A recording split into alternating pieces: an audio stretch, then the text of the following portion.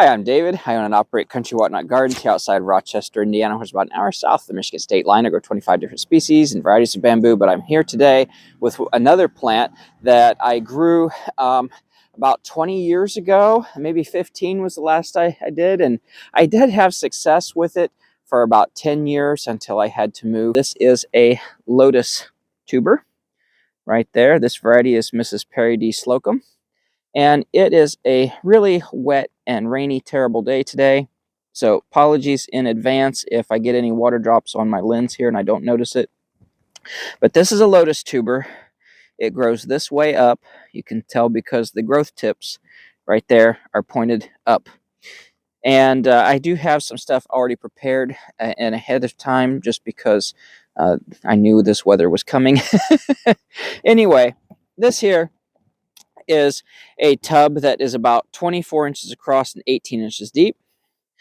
This is a pan from TSC that's about 18 inches across and a good 7 or 8 inches deep. It's close to 7 gallons. I think it's 6.5. The one that I have filled with dirt, I have mounded up a little bit to make it 7, because 7 is like the minimum amount that you can get away with growing a large lotus like this in. Smaller lotus are available, but this particular one gets so large that this is the bare minimum. But I did have success growing them this way many years ago, and I look forward to having them again. So we're going to go over to the planting site that I've already prepared. Again, I already have one of these large tubs buried in the ground. Okay, we're here at the planting site. A few inches under the water right there is my planting tub, like the black 7 gallon, 6.5 gallon, 7 pot that I got from TSC. It's all filled with dirt. You can fill it with clay soil. You can fill it with a heavy loam. Absolutely do not use potting soil or a soilless medium because it will float and make the water just absolutely terrible. The general rule is any soil that can grow lawn grass can grow lotus. So, and don't cover your tuber. Again, other people might have methods that work for them. This was the method that always worked for me when I was growing and propagating my own lotus. My tub is down in here, and I'm going to take this tuber and I'm going to set it so that this end facing the camera right here is over next to the edge of the pot, because it's going to grow from this end. So it's going to expand forward to the left as you're looking at it on your screen from this end. So you want that one to have the room in the pot. So this end here toward the right goes toward the edge of the pot, and the edge of the pot is down there just underwater.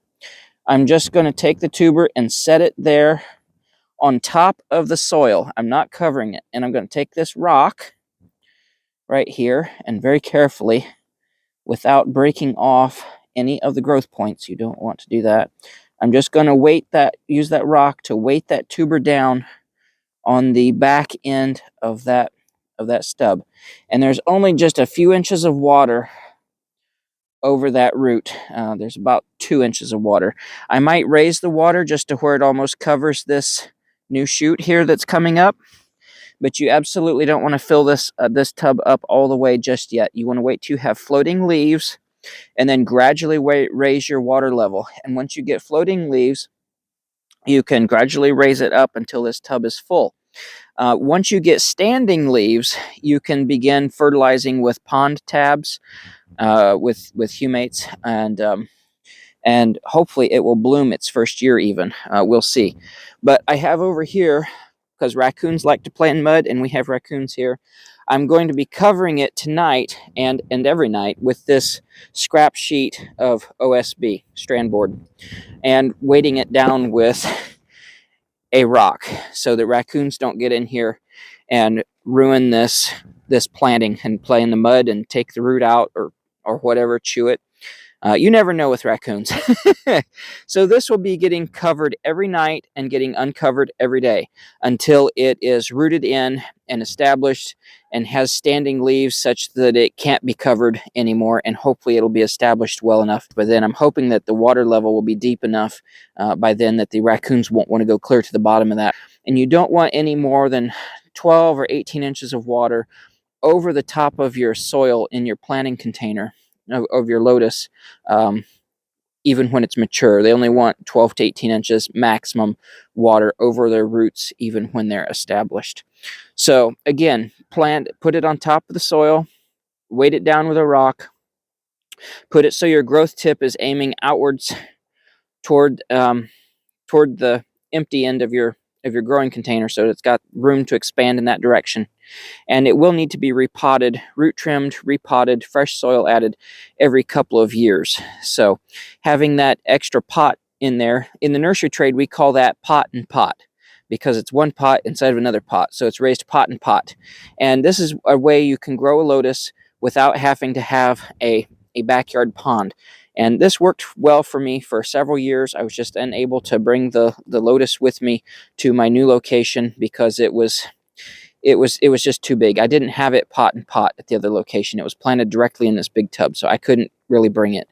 But I'm doing it different this time. I'm going pot and pot. This is the method that this size container always worked for me, so this is what I am going to go with, and hopefully it works. We will see. I do have two other different colored lotus on order from a different nursery, and let's hope for the best for all three of them this year.